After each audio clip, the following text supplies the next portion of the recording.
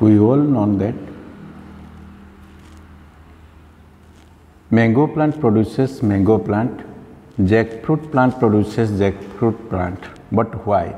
Why mango fruits plants not produce jackfruit or jackfruit plants not produce that mango plants? As because we all know that all living organism produces its own kind. But why? This is due to the transmission of similar characters from parents to offsprings. This transmission of similar characters from parents to offsprings is known as your heredity. But all the characters are not similar of offsprings than the parents. That is, the characters obtained by the offsprings are not equivalent to the characters of the parents. This is called the difference. These differences of these are called variations. Both heredity and variations are that branch of science which deals with the genetics. This branch of science which deals with the genetics. This branch of science is the most important in branch of biology, and this branch of science, the pioneer of this science is here Gregor Johann Mendel. Mendel was called the father of genetics, as because he started this branch to all the generations for this.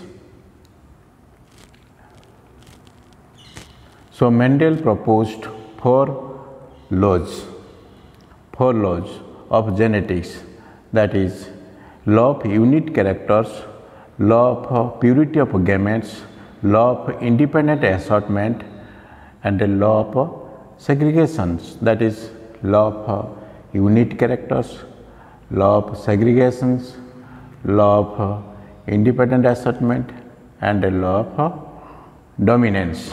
These four characters are proposed by Mendel on that time.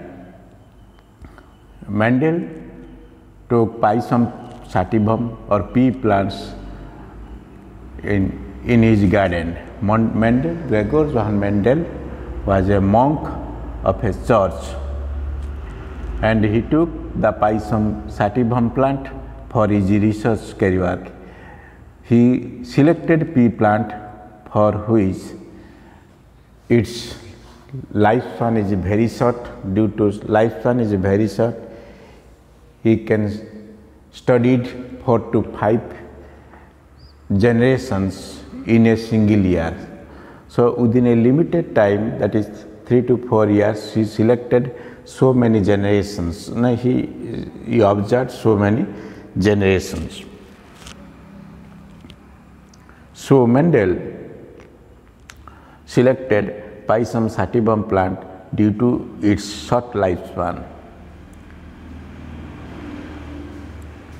and he took the Pisum sativum plants in his garden and carried out his research, and he found some observations.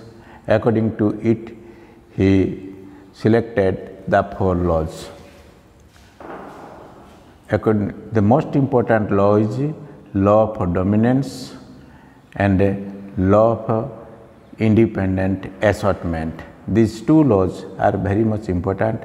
Law of purity of gametes and law of segregation. These two are less, though in comparatively the others are less important, but law of dominance and law of independent assortment is very much important from the point of examination of a view. So in the next class we will study this laws.